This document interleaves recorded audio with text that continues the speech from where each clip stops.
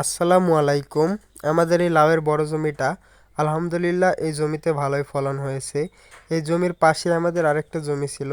তো এখানেও আমরা লাউয়ের চারা রোপণ করে দিয়েছিলাম বেশ কয়েকদিন আগে। আলহামদুলিল্লাহ বেশ কয়েকদিনের মধ্যে আমাদের এই লাউয়ের চারাগুলোও বড় হয়ে গেছে এবং লাউ আসতে শুরু করে দিয়েছে।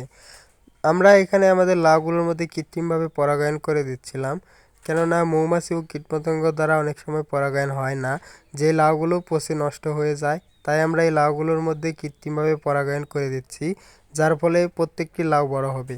আমরা এখানে যে জাল দিয়ে জাংলা দিয়েছি, এগুলো থেকে লাউ ঠিকভাবে নামতে পারে না, যার জন্য আমরা ছোটোবেলায় এই লাউগুলো নিচে নামিয়ে দেই এবং লাউগুলো অনেক সুন্দরভাবে বড় হয়।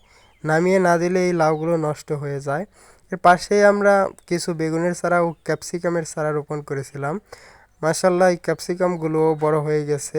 দেখলাম কয়েকটা গাছের মধ্যে ফুলও এসেছে এবং গাছের মধ্যে ক্যাপসিকামও আসতে শুরু করে দিয়েছে।